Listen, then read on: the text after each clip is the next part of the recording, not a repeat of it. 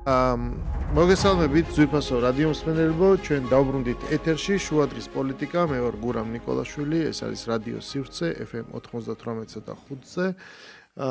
ჩვენ კლავინდებურად ჯერჯერობით მოვუწყებლობთ გაზაფხულის ქუჩის სტუდიიდან და 2026 წელს ვიწყებთ ახალ სეზონს, რიგით მეოთხეს შუადღის პოლიტიკის, რომელსაც შეგვიძლია უწოდოთ ისტორიის დასაწყისი, იმიტომ რომ ისტორია ისეთი რამ არის ჩვენთან არასწორად განმარტავენ ხოლმე ისტორია რომ რაღაცასო ისტორია დაერქვეს გარკვეული პროცესი უნდა დასრულდეს მაგრამ თანამედროვე კომუნიკაციაში გაჩნდა ტერმინი ისტორიის მხარეები სწორი მხარე არასწორი მხარე ანუ არ შეიძლება აწმყოში რამეს ეწოდოს ისტორია ნუ ეს კვლავ ისე მიუთითებს კოგნიტიური და ჰიბრიდული ომის სხვადასხვა ტექნოლოგიაზე რითაც ხდება ადამიანების გონებების ოკუპაცია და მათი წარმართვა სხვადასხვა მიმართულებით და შესაბამისად ერთი რაც და ჩვენ წინა სეზონის დასასრულს ვლაპარაკობდით და მოვლენებიც ისე განვითარდა რომ ეს უკვე ნამდვილად იქნა манифестირებული რომ ისტორია დასრულდა, იმიტომ რომ ის წესრიგი დასრულდა, ეს ყველა საერთაშორისო მოთამაშემ დაადასტურა და თქვა რომ მორჩა ეს უსაფრთხოების არც არქიტექტურა, არც წესრიგი ეს ყველაფერი აღარ არსებობს, მაგრამ რა იქნება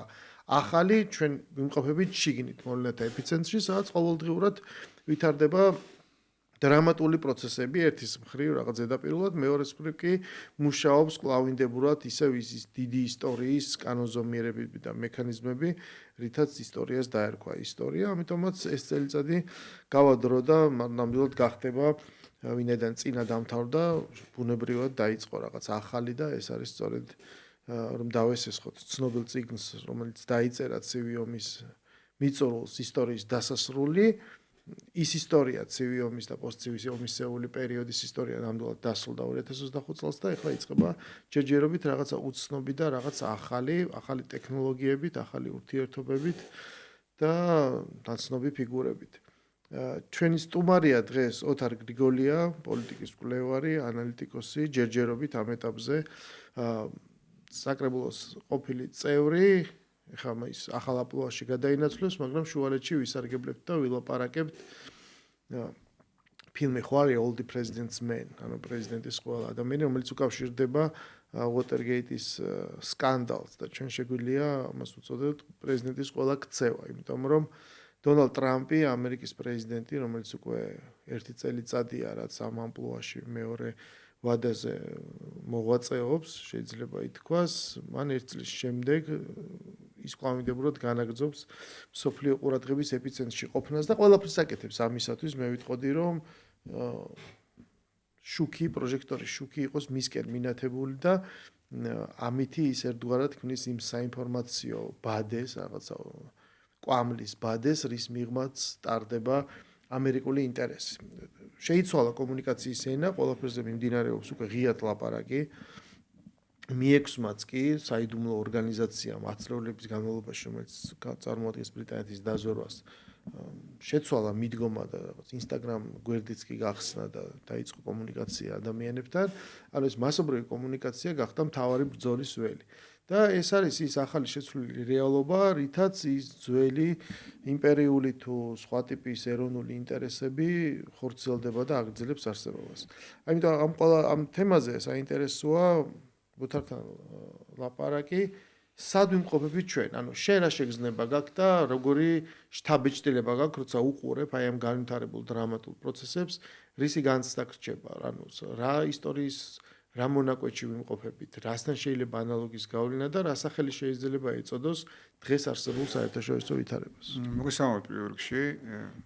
კეთახმები ურამ შეფასებაში, ანუ იდეაში ჩვენ ვართ ეხა ეპოქაში, როდესაც რაღაც დიდი დასრულდა და რაღაც ახალი ჯერ არ დაწყებულა, რაღაც შუაში ვართ, განსაზღვრელია, ანუ დაკარგული ონტოლოგიური უსაფრთხოება არ ვიცით რა იქნება მომავალი, სად იქნება, რა პროგნოზის გაკეთებაც ძალიან რთულია, იმიტომ რომ ერთი წლის წინ იმ პროგნოზის გაკეთება რეალობასთან დაკავშირებით რაც ახლა ხდება, ძალიან რთული იქნებოდა.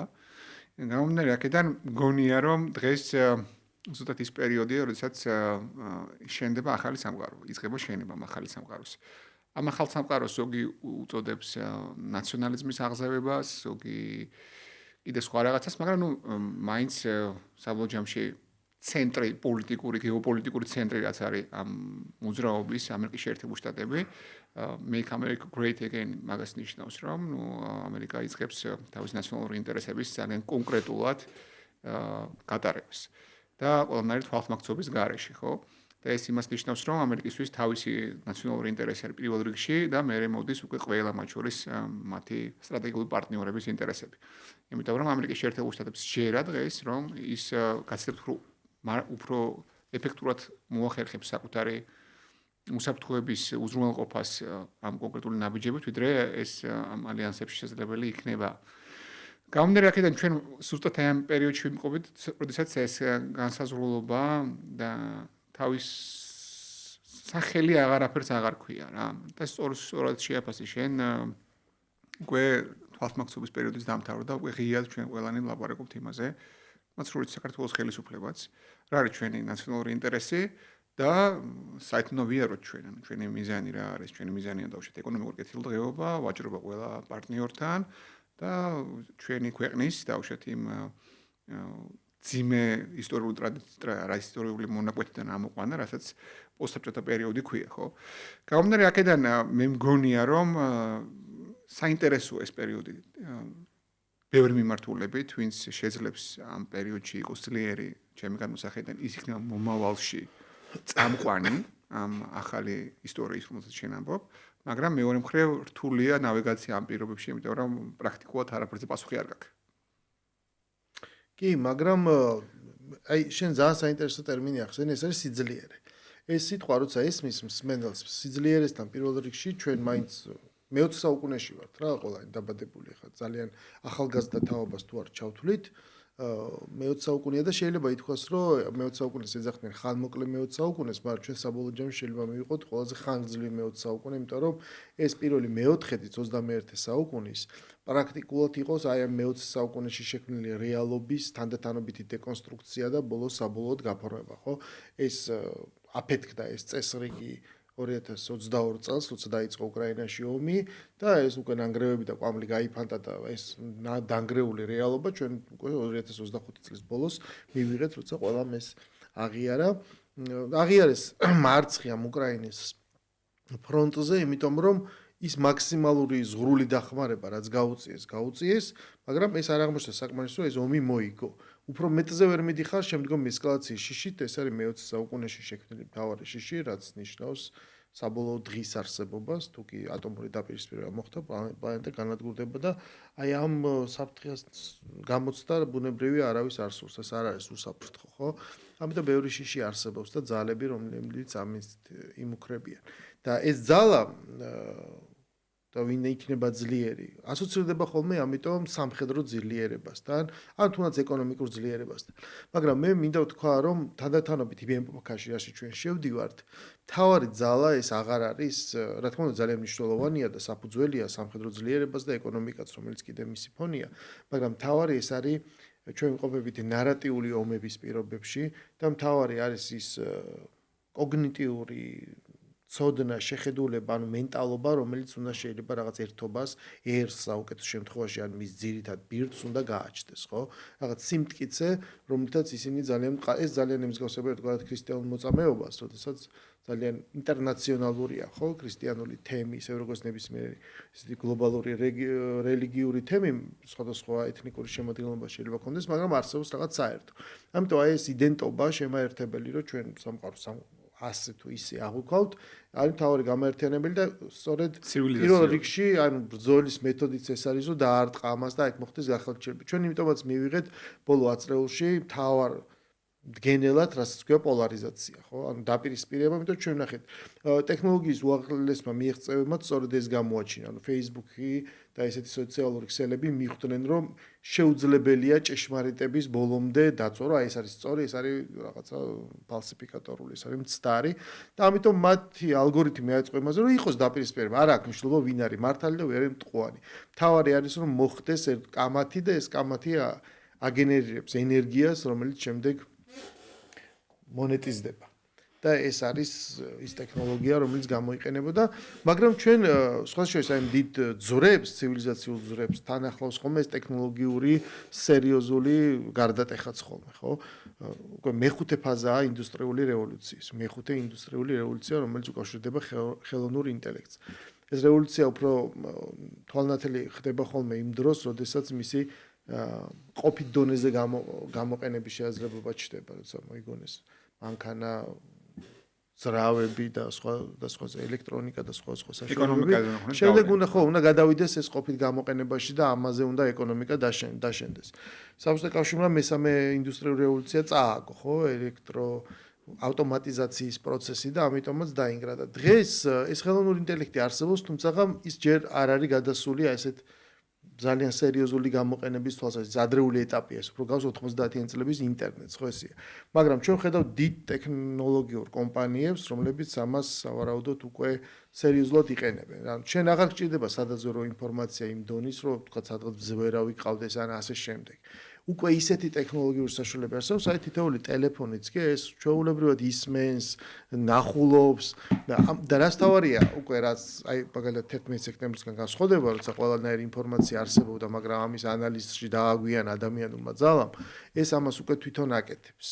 ეს აკეთებს ინფორმაციის კლასიფიკაციას და აწვდის მათ ფლობელებს ძალიან ზუსტ ინფორმაციას, რაც სავარაუდოდ ესათვის გადაწყვეტილებები ემყარება. ანუ როგორ უყურებ შენ ეს არის თუ არა ის მომენტი, როდესაც სერიოზულად გეომეტრიული პროგრესიით ხდება ტექნოლოგიის განვითარება, ჩინეთს უკვე სერიოზულად შეუძლია კონკურენციის გაწევა ამერიკის შეერთებული შტატებისთვის და ეს დაპირისპირება თავისი რაღაცა დიდი ტექნოლოგიური ნახტომით შეიძლება განაპირობოს რა რეალობაში შესვლა ისევ ორპოლუსიან და გაყოფილ სოფლიოში თუ ამ პოლუსებს სოფლიოში ექნება თანამშრომლობის შესაძლებლობაც. ნუ ჩვენ რაც ნახეთ ბოლოს ეხლა რა პერიოდის არის დიდი ნარატივების ნგრევის ბოლო ბასტიონი ლიბერალური დემოკრატია დაეცა, ჯერ დაეცა ნაციზმი, მე კომუნიზმი, ეხლა ლიბერალური დემოკრატია და ნუ გრანდ ნარატივები აღარ არსებობს პრაქტიკულად მოკვდა. იმას ნიშნავს, რომ დიაში სიმართლის დრო დადგა, გაშიშვლებული, ანუ აღარ არსებობს არავითარი რაც დიდი საყოველთაო კეთილდღეობის იდეა, რომელიც სადაც ყველა ადამიანი კარგად იქნება, ხო? არსებობს ნაციონალური ინტერესი და მოპოვება, მოხვეჭა, გამდიდრების ძალიან პრაგმატული ხაზი, ხო? რაც ყოველთვის იყო, მაგრამ ყოველ შემთხვევაში ჩვენ მესამე სამყაროს ქვეყნებს გვეუბნებოდნენ, რომ ნუ ეს დიდი იდეებისთვის უნდა გვებრძოლო. საბოლოო ჯამში ჩვენ ყველანი ვაცნობიერებთ უკვე იმას, რომ ეს რეალობა დამთავრდა და ახალ რეალობაში ჩვენ მოგვიწევს თავის გადარჩენა.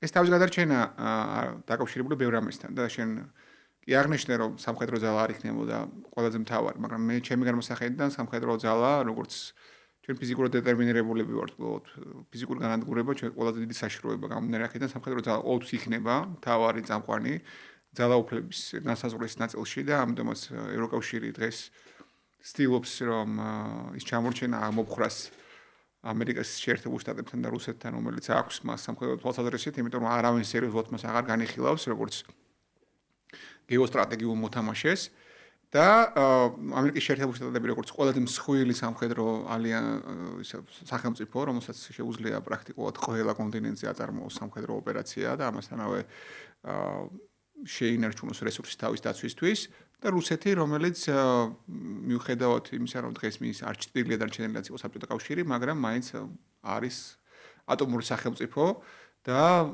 მეორე რიგით,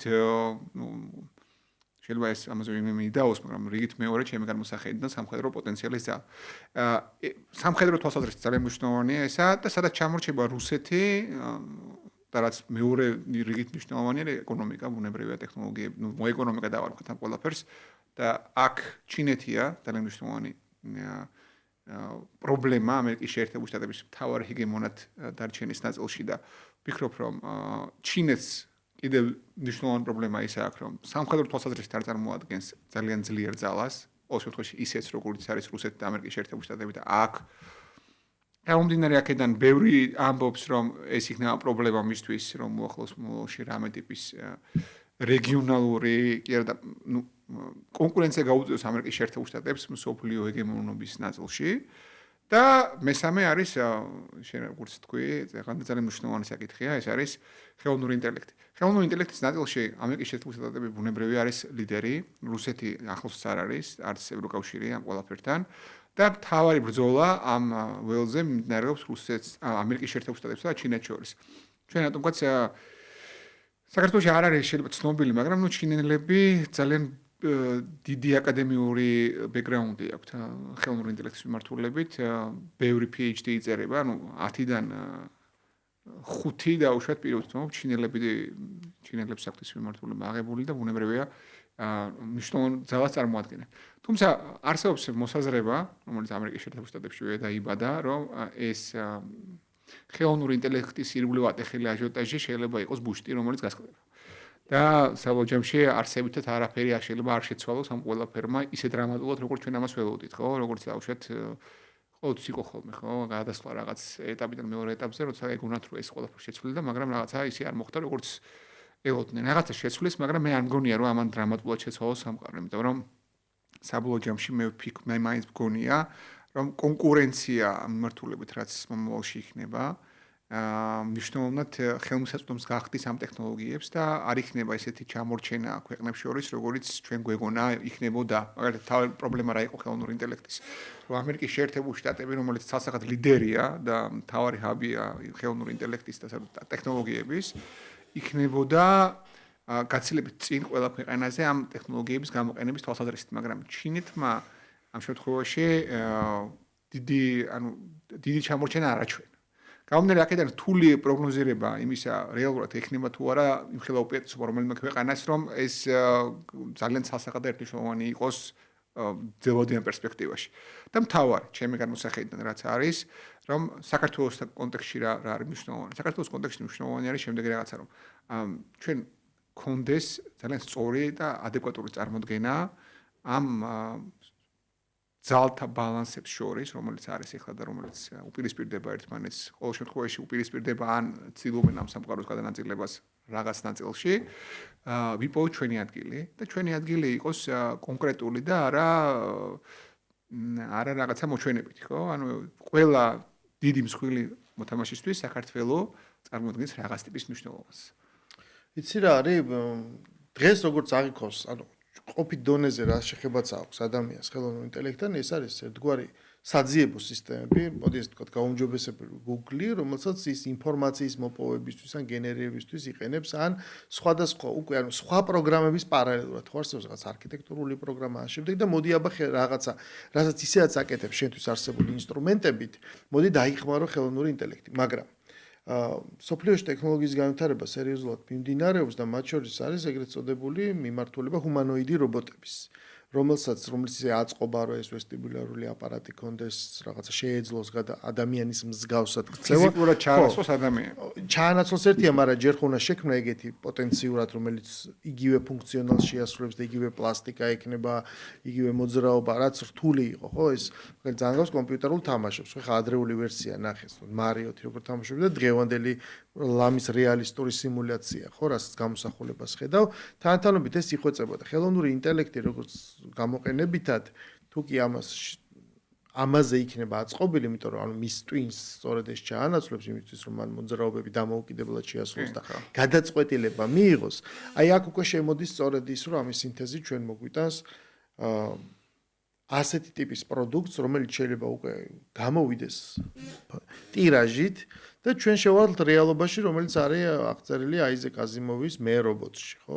როდესაც სამყარო ფუტურისტული, ხო, არა მხოლოდ, მაგრამ იქ ყველაზე კარგად არის მე ფილმი არ მაქვს წიგნი მაქვს თავის დროზე წაკითხული, სადაც ეს უკვე როგორც პერსონაჟი ეს არსებობს და შეიძლება ეს რეალობა დადგეს, რაც ნიშნავს ცივილიზაციის სხვა ეტაპზე გადაყვანას. როდესაც ლაპარაკობდი რომ აი სამხედრო ძალა ეს გავს ერთგვარად რა თქმა უნდა პოტენციალს და მანქანას, მაგრამ მას ჭირდება მძღოლი რომ ანუ გადაწყვეტილების მიღები და საინფორმაციო ველი არის ძალიან დიდი ნაწილი იმისა თუ ესათვის გადაწყვეტილები როგორ მიიღება. სამხედრო ძალის გამოყენებაც განკუთვნილია იმისკენ რომ გარკვეული აუდიტორიაზე მოახდინოს ზეგავლენა. ანუ აი მაგალითად რუსები ისვრიან არეშნიკს. ამას აქვს იმაზე მეტი საინფორმაციო ეფექტი, როცა ამას ხედავ შენ, ვიდრე იმან რეალურად იქ რაც გაანადგურა. როდესაც ჩვენ ხედავთ მაგალითად ანუ უბრალოდ ძალიან მარტივად ირანის ხელისუფლებამ ეხლა მიმდინარე არეულობის დროს უბრალოდ გათიშა ინტერნეტი.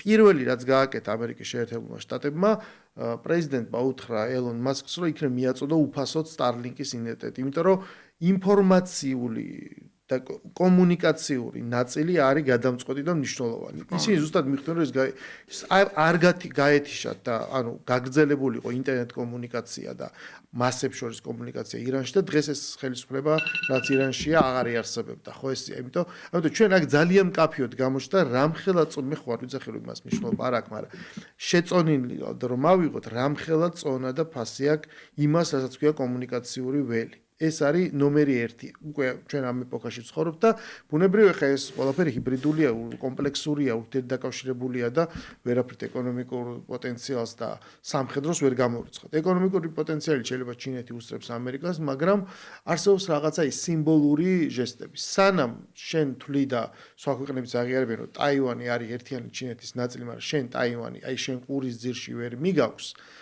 შენი ეს სოფლიო სუპერ სახელმწიფოს იმიჯს, კონვერტირება ჭირდება რა, რაღაცნაირად უნდა გაანაღდო ეს და რაღაცით უნდა აჩვენო. ამერიკის ოპერაცია, როდესაც მან უბრალოდ სხვა ქვეყნის პრეზიდენტი მოიტაცა, შეიძლება ძალიან ბევრი პრობლემა აქვს, სამართლებრივი, ეთიკური, მაგრამ მან უბრალოდ შეძლო ეს ამის გაკეთება, ხო? და თავისი მხრიდან იქ მსხვერპლი არ ყოფილა. მაგრამ ანუ მე მგონია მაინც რომ ბევრი მიმართულებით, რასაც პრეზიდენტი ამერიკის ლაპარაკობს, უფრო არის დეზინფორმაციის კამპანია, რომლის უკანაც მთავარი საკითხი იკვეთება. ეს არის მისთვის, ანუ რეპუტაციულ მდგომარეობას დღეს სხვა შორის კომპანიასაც ბანკზე, ბირჟაზე, როდესაც მას შეფასება ეძლევა, რეპუტაციას დიდი მნიშვნელობა აქვს, ხო? მისი ფასი იმის მიხედვით ივაჭრება და ანუ ინფორმაცია ძალიან მოქმედებს ხოლმე რეალურად აქციების ფასზე. სანამ მას ექნება ყურის ძირში ასევე ტაივანივით კუბა, სადაც არის სრულიად განსხვავებული მტრული მართლობა, ის ამას წმინდა რეპუტაციულად არ აიტანს და ანუ ვენესუელა ბევრი ამბობს, ზოგიერთი ამბობს, რომ ვენესუელის მოჭრის მთავარი არსი სწორედ ეს იყო, რომ კუბისთვის რესურსი წაერთმიათ, რომ შემდეგ თქვათ რაღაც არ შეიძლება გრენლანდიას მიქონდეს და ამაზე ლაპარაკობდე და იქ თქვათ სიტყვაზე ისინი კარიბის აუზში ამას შეეგუონ კუნძულ, სადაც სამხედრო ბაზაც კი აქვს გვანტანამოს სახით, ხო? ანუ ჩვენ არ ვიცით, შეიძლება ეს მიმართულება მოხდეს, შეიძლება სხვა მოხდეს, ჩვენ ამ ყველაფერს ხედავთ, მაგრამ საქმე იმაშია, რომ დიდი სახელმწიფოები აჩვენებენ, რომ აი ესეთი გეოსტრატეგიული ინტერესებთან ერთად არსებობს რაღაცა ესეთი რეპუტაციული ინტერესები, მათ უნდა დემონსტრირება მოახდინონ ამა თუ იმ გამარჯვების. ანუ აღმოჩნდა უფრო და უფრო შიშვლად ეს ახლა თეორიულად ჩვენ ყოველთვის ვიცოდით, მაგრამ დღეს მთავარი არის არა იმდენად რაღაცა სიმართლე, რომელიც დაფუძნებული არის ამა თუ იმ წინაპირობებზე, არამედ უბრალოდ ძალის დემონსტრირება და გამარჯვება. ანუ ისე როგორც არასდროს გამოჩნდა ის ჭეშმარიტება, რომ ისტორიას წერენ გამარჯვებულები. შენ თუ რაღაც კამპანიას მოიგებ, ვერავინ უკვე ვეღარ გაგასამართლებს. აი ეს ფაქტორი შენი აზრით შეიძლება თუ არა აი მოახლოეს წლებში უფრო ძლიერად დავინახოთ წარმოდგენილი. ხო, ბუნებრივია რომ ახლა ინფორმაციური ეპოქაში ვიყავით და ინფორმაციას გავრცელებას პრევენციული მექანიზმები ერთვება, ელემენტარულია რა, დაუშვათ მე თუ ძლიერი ვარ და შენ მიუხედავად ჩემი სიძლიერისა, ცდილობ ჩემს წინააღმდეგ იმოქმედო, ბოლოს და ბოლოს ავდგები და დემონსტრაციულად რაც ისეც გავაკეთებ, ჩემ ძალას გაჩვენებ, რომ შენ მე ეს არ გააგრძელო. ბუნებრივია, ეს გასაგებიც არის. მაგრამ მე მგონია, რომ ამერიკის შეერთებული შტატების ამერიკის შეერთებული შტატები, ნახე, ყოველთვის იყო ყველაზე ძლიერი საინფორმაციო ინფორმაციის გავრცელების, რეპუტაციის, მოხვეჭის, იდეოლოგიების სახელმწიფო. და რბილი ძალის მთელი კრეატორი, რომელიც ამ მეთოდით ახერხებდა ზემოქმედებას სახელმწიფო. ძალიან ძლიერი იყო ამაში, ეხაც არის ბუნებრივია, მაგრამ მე მგონია, რომ აშშ-ის ინტერესი დღეს ეს ყველაფერი აღარ არის. ანუ მისი მიზანი არ არის დაუშვათ რაღაცა იდეოლოგიების გავრცელება მსოფლიოში. მისი მიზანი, ამერიკის შეერთებული შტატების მიზანი არის ის, რომ დღეს ამერიკა დააბრუნოს იმ სიძლიერის დონემდე, რაც ყოველ შემთხვევაში აღქმაში, ამ შემთხვევაში პრეზიდენტ ტრამპის აღქმაში ამერიკა იყო. Make America Great Again, ეგარი რომ აბუდეს იყო რაღაცა და ეს რაღაცა აღარ არის. ამას ამბობს რომ პრეზიდენტების ბაიდენის ადმინისტრაციის გავლენა, დავუშვათ სხვადასხვა ადმინისტრაციებს, მაგრამ საბოლოო ჯამში მიზანი ეს არის, ხო? და ამ მიზნისკენ მისასვლელად იმას კი არ ამბობს, რომ დავუშვათ ამერიკის შეერთებულ შტატებში რამე იდეოლოგიას კი არ აქვს, არა, ამბობს კონკრეტულად რა. მე მაქვს ჩემი ნახევარსფერო, ეს არის დასავლეთი ნახევარსფერო, სადაც მე უნდა ვიყო უსაფრთხოდ. მე თუ აქ უსაფრთხოდ არ ვიქნები და ვინ რომელიმე სახელმწიფოებს ჩემს უსაფრთხოებას ხალხს შეუშლიან, მე მათთან მიმართებაში არ დავიწყებ რაღაცა ისა მობიერი და ესეთი პოლიტიკების გატარებას რა, რაც მანამდე ხდებოდა, ხო, რაღაც იდეოლოგიური პოლიტიკების გატარებას, 50 წელი არ დაველოდები მან იდეოლოგიის გავრცელებას, დემოკრატიის ჩანაცვლებას და ამ შემდეგ. მე ამოვნები რომ მე ვამბობ შემდეგ რამეს რომ აქ ეს ამ ტერიტორიაზე თუ ვინმეს რამე კონკრეტულად გააქვთ ჩემს წინააღმდეგ მოდი გავარკვევთ თუ ვერ გავარკვევთ მე გეუბნებით რომ მაშინ მე გამოვიყენებ ამას კონკრეტულად ძალას. აი მე მგონი ეგ არის ძალიან პროგრამა მინიმუმი ანუ არც კი ჩემი აზრით დღევანდელი განაცხადი ბევრად თუ ხომ მაღალია რომ არა თუ აბა მითხარით ვინ არის წინააღმდეგ და სხვანაირად გავარკვევთ არა ანუ მე ვაწესებ წესებს და თქვენ ყველანი რა კიღა მოგიწიათ და ჩემს ნახევარსფეროში ცხოვრობთ თქვენ ყველანი უნდა იცხოვროთ ამასთან შესაბამისობაში. ნახე სიტუაცია როგორ არის ზუსტად რამდენიმე დღის წინ მე შეიმართ ხონდა ეს ინტერვიუში სწორად ამბობდა მე ყოველ შემთხვევაში ეთანხმები ამას.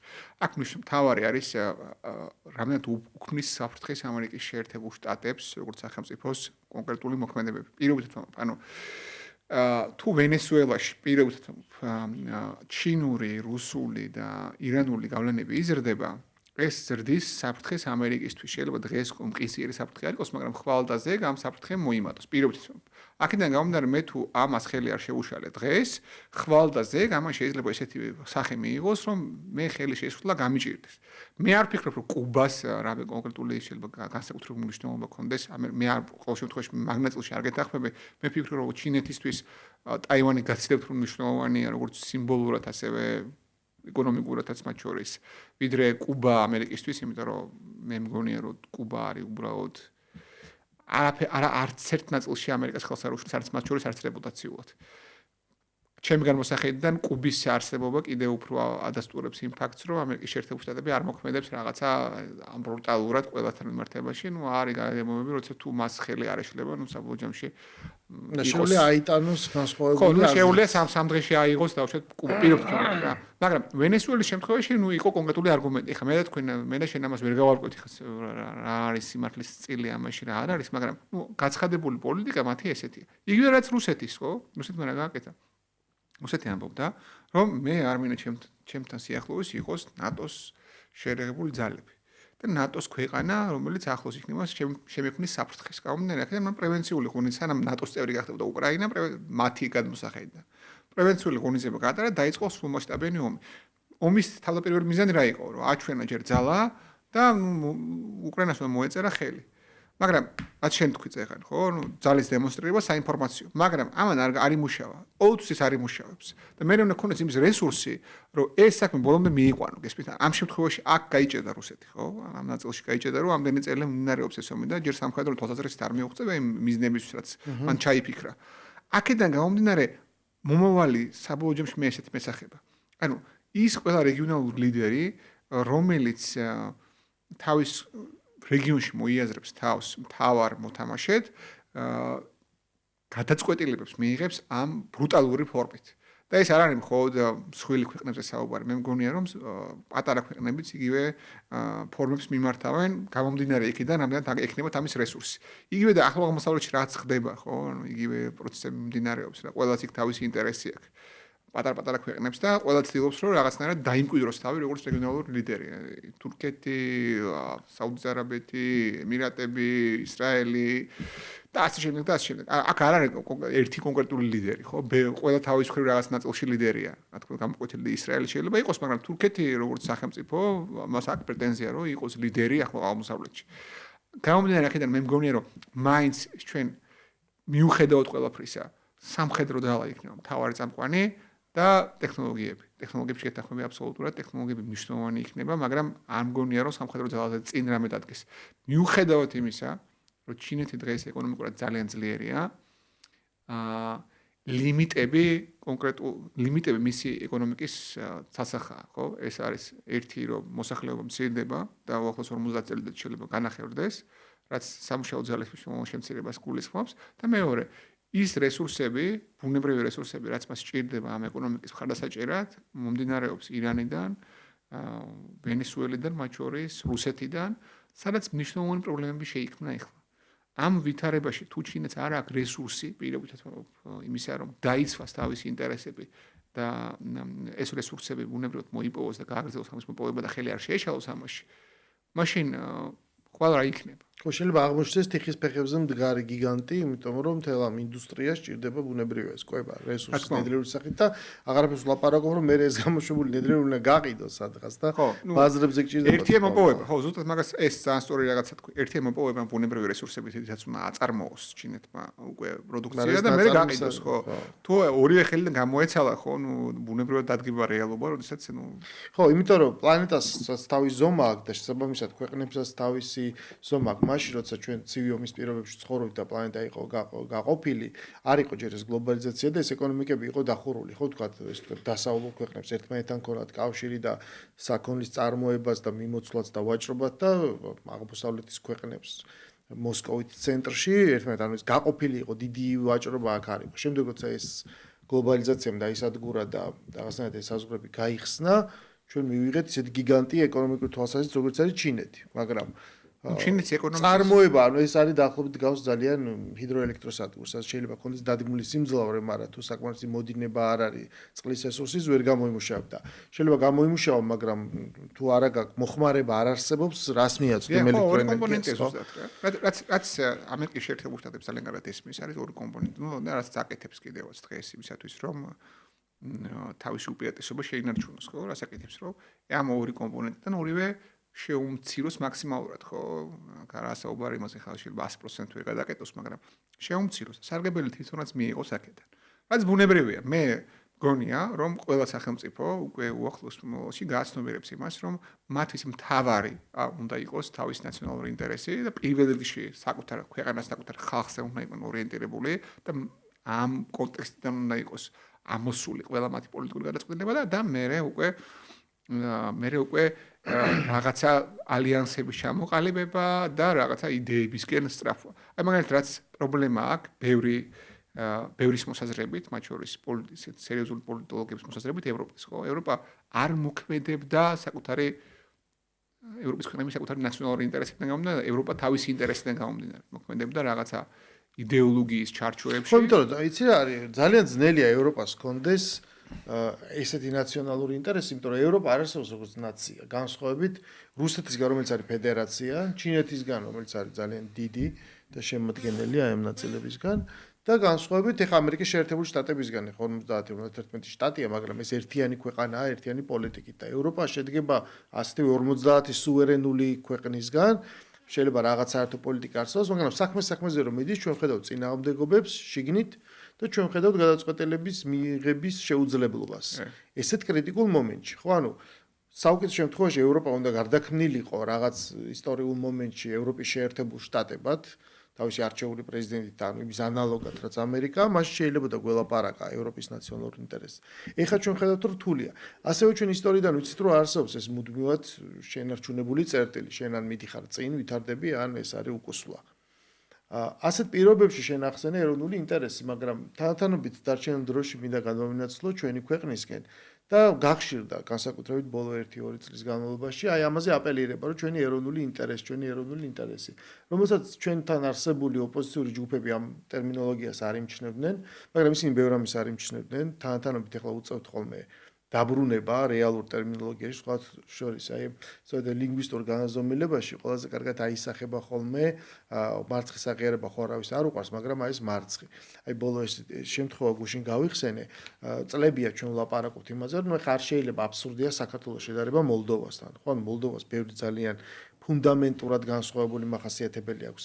ის არის რუმინული სახელმწიფოს ნაწილი, მიუხედავად იმისა, რომ იმ რუმინულ სახელმწიფოს შეიძლება თავის დროზე მოლდოვა რქმეოდა, მისი რაღაც რეგიონი, ერთი ხალხი, ერთი ენა, და მათი გაერთიანება შეიძლება ბუნებრივი იყოს, მაგრამ მოლდოვასაც ამსგავსი საერთოდ მას აქვს ასევე რუსული მდგენელი ბევრად უფრო ძლიერი, თავისი სეპარატისტული რეგიონი და ანუ ბევრი მიზეზია რომ არ შეიძლება შეედაროს და დღეს როცა გაჩნდა უკვე საკითხი რომ ხო არ შეუერთდება, იმიტომ რომ პრეზიდენტმა თქვა რომ მე მაგალითად საკითხი დადგეს ხარს დაუჭერდი შეერთებას, რომ უცებ ჩვენთან აი ამ ქართული კონტექსტის ზემზრუნველებმა ოღონდ სხვა ქვეყნის მაგალითები და კოპიის დაიწყეს ლაპარაკი რომ ნუ პრინციპში ეს ხო ლოგიკურია, აბარა ანუ უკვე მათ ეს დაუშვეს. ანუ აქამდე გელაპარაკებოდნენ რომ აი მოლდოვას როგორც იქცევა ჩვენც უნდა მოვიქცეთ და უცებ მოლდოვამ რო თქვა რომ მე სუვერენიტეტი არ მჭირდება და უერთდები დიდ სახელმწიფოს, ჩვენთან თქვეს რომ ნუ არა ხო ეხლა მოლდოვა ხო სხვანაირი.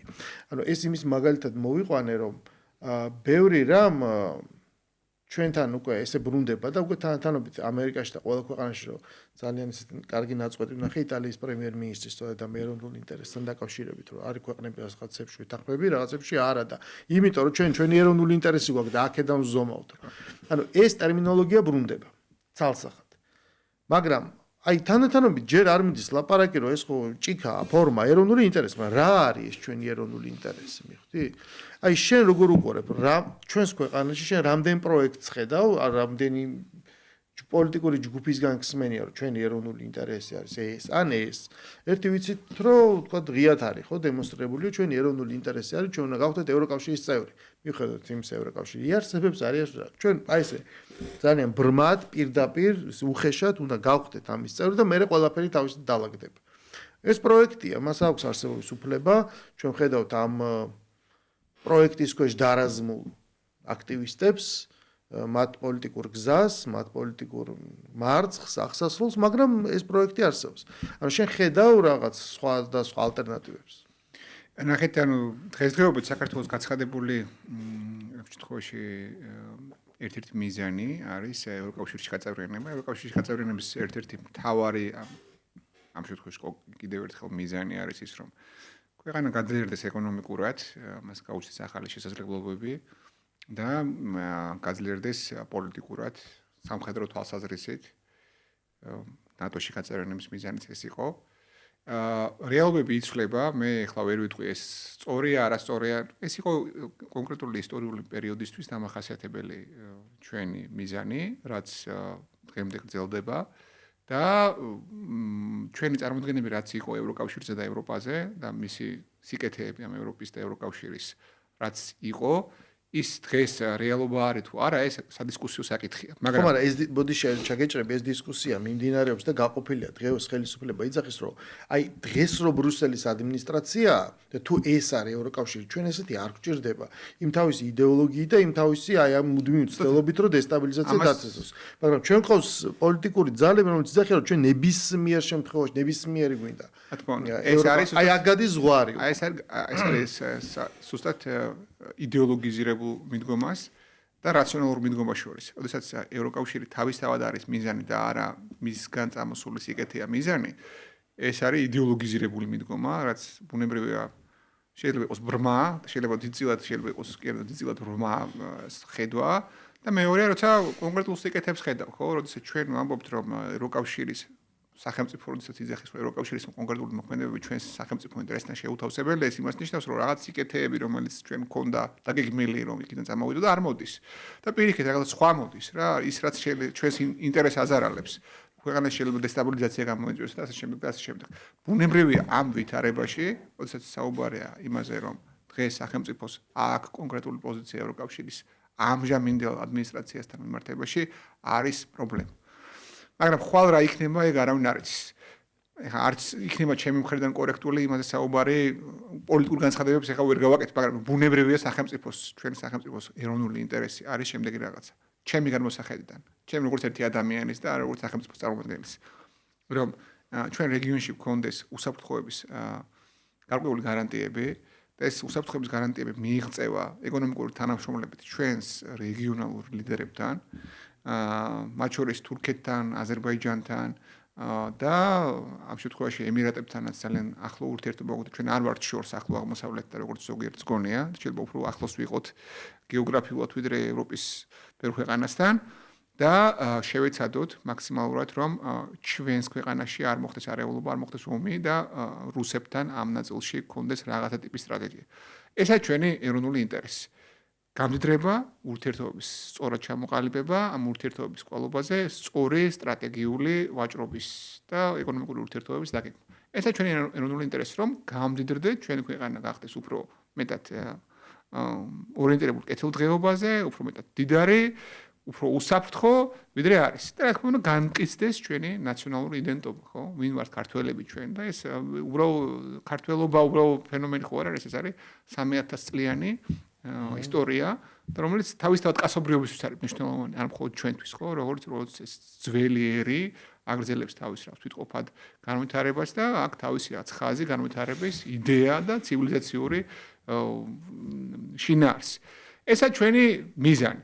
ამ მიზანთან ვიღაცები მოვლენ თანხმედრაში, ვიღაცები ვერ მოვლენ. და არ არსებობენ ამ შემთხვევაში მუდმივი, ჩემი აზრით, პარტნიორები ამ ნაწილში. შეიძლება რაღაც ეტაპზე ჩვენი პარტნიორი იყოს რაღაც პერიოდის განმავლობაში ერთი ჯგუფი, ევროკავშირი ამ შემთხვევაში, შეიძლება მეორე დღეს ეს არ იყოს, არ მოხდეს ეს.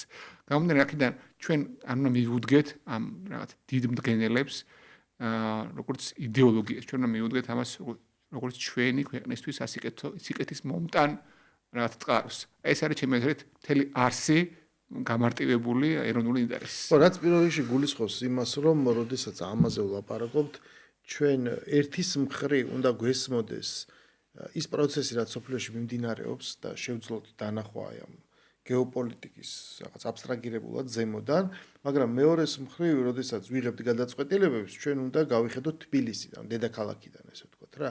აქედან უნდა ვხედავდეთ, რომ რა არის ჩვენი და რა არის არა ჩვენი.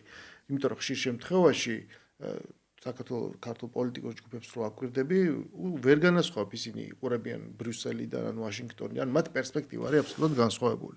ისინი აი დღეს მაგალითად, როდესაც მიმდინარეობს ძალიან საკამათო ამერიკული იმის პოლიტიკური სულების გამართლება, რატომღაც ჩვენთან ანუ არავის რო არ აინტერესებს ხა საქართველოში რა სიტყვია, ხო ხვდები? არაფერს არ ცვლის ეს ამერიკისთვის, მაგრამ აი ადგილობრივ კონტექსტში ეს რო აინტერესებთ, ეს არის პერსპექტივა ვაშინგტონიდან. რომ ამერიკა უნდა იყოს მართალი. თუ ამერიკა მართალი არ არის, აქ მე ის როგორ აუხსნის თავის მიმდევარს, რომ აი ჩვენ უნდა ვიყოთ სიკეთის მხარეს, სიმართლის მხარეს და რომ სამყარო არის ეგეთი შავ-თეთრი. ანუ იმისათვის რომ ამდენი ხანი ამას კულტივირებს, ამისთვის მას სჭირდება რომ იქ რაღაც ამერიკამ შეცდომა არ დაუშვოს. ოღონ ამერიკას არ ვერ ამჩნევს აქ ეს ვიღაცისთვის ეს მნიშვნელოვანია და აი ეს მდგომარეობა არის ძალიან კომიკური. აი აქ როდესაც ადამიანებს რაღაცა ინერციული მგონია. ხო, რაღაცა უხარიათ, რაღაცა ვისკენ ხამ ხარს უჭერ თუ არა, აიათოლების რა აიათოლების რეჟიმს ხარს უჭერ რა შუაში. მაგრამ ჩვენ გვყავს ესეთი პოლიტიკური სეგმენტი და სამწუხარო ის არის, რომ ეს კი ვლაპარაკობთ რაღაც განყენებულ სექტაზე. არ მეტი, მთელი ოპოზიცია პრინციპში ამ დაგვარია. ანუ შენ გაქვს თუ არა იმისი, არ ვიცი, აი ხშირად მე რომ მეკითხებიან, ხო, კაი, მაგრამ თუ ეს ოპოზიცია არა, მაშინ აბა ვინ იქნება და რა იქნება?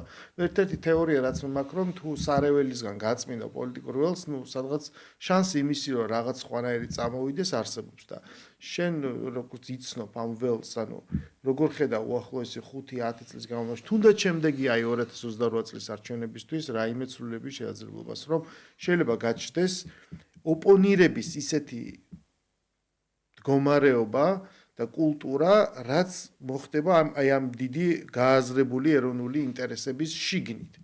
არა ალტერნატიული პროექტები, საერთოდ რადიკალურად განსხვავებული, ხო? და უბრალოდ დაბრენდილი, რომ აი პროდასავლელი, პრორუსი, აი ეს რაღაც ხელოვნურად შემოტანილი კონსტრუქტები. არამედ, რომ კი, ეს არის ჩვენი საერთო ეროვნული ინტერესი, ყველა ამას აღიარებს. გააზრებულად არა სიტყვით და შიგნით მიდის ოპონირება, ანუ თუ ხედავ ამ შესაძლებლობას. მე ამ შესაძლებლობას ვერ ხედავ, სიმართლე რომ გითხრა, უახლოეს 5 წელიწადში რომ ქართული პოლიტიკური ოპოზიციური კლასი საერთოდ რა აზემოვა ამ ნაწილში. იმედი მაქვს, რომ ესე იქნება, იმიტომ რომ მეც ამ როგორც ქვეყნის მოქალაქეს მირჩევნია, რომ რაღაცა არსებობდეს გარკვეული ძალები, რომელიც ამას ჩემი განმოსახედიდან ეს პროცესი არ არის მოკლევადიანი, როდესაც პოლიტიკური კლასი აცნობიერებს ახალ რეალობებს და ამ ახალ რეალობებზე გადაწყობა ხდება, იმიტომ რომ ძალიან დიდი ინერცია დღესდღეობით ძველი პოლიტიკების საქართველოს. ჩვენ ვართ პერიფერია, და გვიან აღწევს. მოგწევს თუ არ მოგწევს, ხო? აქ რაღაცები გვიან მოდის. ეს გვიან არ არის 2 ჩვენ და ბატონყმობაც კი 3 წლით გვიან გავუქმდა. რაღაცები უბრალოდ გვიან ხდება, ხო? და მეორე მნიშვნელოვანი საკითხი რა არის, რომ ჩვენთვის მნიშვნელოვანია მე ვახსენე რეგიონი ძალიან მნიშვნელოვანია ჩვენთვის ასევე მნიშვნელოვანია ორი მიმართულება ეს არის თავარი ჩემი განმოსახედიდან და მე ვთვლი რომ ამერიკის შეერთებულ შტატებთან გამართული სწორი კარგი ურთიერთობა ჩვენი ქვეყნისთვის ყოველთვის იქნება კარგი იმიტომ რომ ჩვენ თავარ გეოპოლიტიკურ მდგენელთან სწორი კომუნიკაციით შეგვიძლია ბევრ რამეს მივაღწიოთ და ეს ძალიან მნიშვნელოვანია ამერიკის შეერთებულ შტატებში უნდა იყოს დარწმუნებული რომ ჩვენ მათი სახელმწიფო ინტერესების წინააღმდეგ არ ვიმოქმედებთ და უნებრივია უნდა იყოს დარწმუნებული რომ მას ყავს სანდო პარტნიორი აქეთ როგორც საქართველოს სახით რომელთანაც თანაბრუფლებიანი ურთიერთობა შეიძლება მოიტანოს ურთიერთსასარგებლო შედეგები და ასევე მნიშვნელოვანია რომ ეს ურთიერთობები იყოს ასევე ჩინეთთან რომელიც არის მნიშვნელოვანი ეკონომიკური მდგენელი ჩვენს რეგიონში უკვე და როგორც ჩვენ სახელმწიფოს გაცხადებული მიზანი გვაქვს რომ ჩვენი ქვეყანა უფრო მეტად უნდა გამდიდრდეს, უფრო მეტი ინვესტიციები უნდა მოვიზიდოთ და ინფრასტრუქტურა განმავითაროთ, ჩვენი ხალხი უკეთესად უნდა ვაცხოვროთ. ბუნებრივია ამ მიზანთან ჩინეთის ამ შემთხვევაში ჩინეთთან ურთიერთობის გარმოვება და მასთან სავაჭრო ურთიერთობის გარმოვება მნიშვნელოვანი. და ბოლო საკითხი რაც შენ კითხვა დასვე რომ საბოლოო ჯამში როდის შეიძლება იყოს ისეთი მომენტი როცა საქართველოში გაჩნდებიან რაღაც ისეთი ძალები რომელიც ეროვნული ინტერესებისკენ იქნებიან მიმართულები. ეს მოხდება მხოლოდ მას შემდეგ რაც ნახე როდესაც პოლიტიკური ძალები დამოკიდებულები იქნებიან არა საერთაშორისო ფულზე სხვა ქვეყნებიდან, არამედ ადგილობრივი მოსახლეობის მხრიდან მიცემული ხმების რაოდენობას. აი მაშინ და თუნდაც თუ ამასაც რესურსი სჭირდება და ადგილობრივად გენერირებულ რესურსზე რა. ადგილობრივ გენერირებულ რესურსზე კი ბატონო და რომელიც სხვადასხვა ძალიან ისტორიული პრაქტიკა და გამოცდილება ჩვენ გვაქვს, იმიტომ რომ როდესაც მოდერნული სახელმწიფოს მაშინ მშენებლობა დაიწყო მე-19 საუკუნის 60-იანი წლებიდან ილია ჭავჭავაძის თაოსნობიდან ყველა ეს ინიციატივა მაშინდელ რუსეთის იმპერიაში იყო ეს თქვა NGO საწყისებზე ხო წერა-კითხვის გამორჩეული საზოგადოება და ასე შემდეგ. ეს რეალურად თანამედროვე გაგებით ეს NGO-ა და ეს თავის რესურსს ადგილზე აგენერირებდა მას არ მოსდიოდა ბრიუსელიდან ფული. ზუსტად ეგ ამბავი ბიზნესმენების თუ ბანკი იყო ინსტრუმენტი რომელიც მოგებაც ამას ჩვენ თვითონ გამოვერკვეთ ჩვენს იდენტობაში პირველ რიგში ვინ ვართ რა გვინდა რა გვჭირდება და მე როგორი სტრატეგია გვექნება მომავალში ზოგადად ჩვენს რეგიონში თუ გლობალურად. თუ ჩვენ თვითონ ვერ გამოვერკვევით ამ პროცესში და ყოველთვის იქნება ჩარევა სადღაციდან, ბუნებრივია ესეთ პოლიტიკური კლასი რომელიც თავის ქვეყნის ინტერესზე იქნება ორიენტირებული არ გაჩნდება ამ ქვეყანაში. ანუ ყოველ შემთხვევაში არის ერთი ქართული ოცნების სახით, მე რასაც ვიცნობ. შეიძლება კიდე იყოს რამდენიმე, მაგრამ ნუ ყოველ შემთხვევაში პოლიტიკური კლასი როგორც ჩამოყალიბებული ესეთი ოპოზიციური ეგეთი რამე არ არსებობს.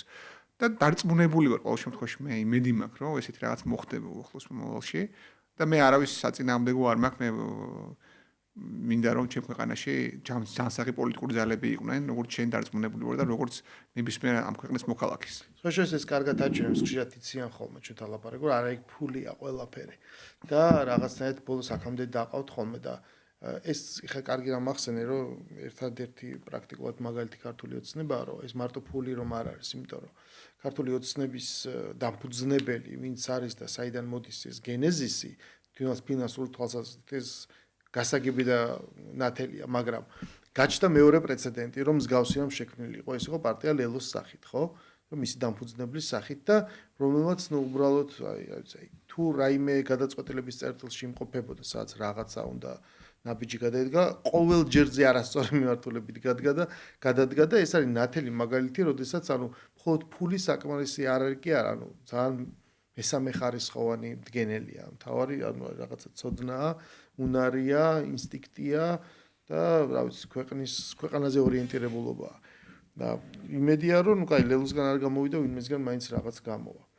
მადლობა ოთარ ამ სეზონის გახსნისთვის, მეკვლეობისთვის პრაქტიკულად. მადლობა თქვენ. და მე გისურვებ წარმატებას შენ ახალ სარბიელზე, რომელიც უკავშირდება სწორედ ჩვენი ქვეყნის რა თქმა უნდა ინტერესებს, მომავალს და იმისათვის რომ ჩვენ უფრო მომზადებულად შევიდეთ. სხვათა შორის ის განვლილი ძალიან აი 2019 წლიდან მოყოლებული ყოველწლიური ეს განვლილი კრიზისები, რაც საქართველოს საზოგადოება გაიარა და გადაიტანა, აღმოჩნდა და აღმოჩნდება ძალიან კარგი აცრა იმისათვის, რომ ის რთული წლები, რაც სოფლიოსთვის დაიწყება და გაგრძელდება, ქართულმა საზოგადოებამ უფრო ფხიზლად აღიქვას და შეხედოს. იმუნიტეტი გვექნება, კი. ეს იმუნიტეტი თითქოს გამოვიმუშავეთ აი ამ პერიპეტიებით, რაც ჩვენ გავიარეთ, იმიტომ რომ იქ უამრავი ბრალდება, რაც მოვისმინეთ, შემდეგ ამაზე მოხდა შემოხლა და რაღაცნაირად შედეგი მივიღეთ და მე ჯერ ჩვენთან მოხდა და შემდეგ ჩვენ ხედავთ რომ სოფლიოშიც რა ხდება და თურმე სათყოფილო ვართ და ეხლა ამ პერსპექტივიდან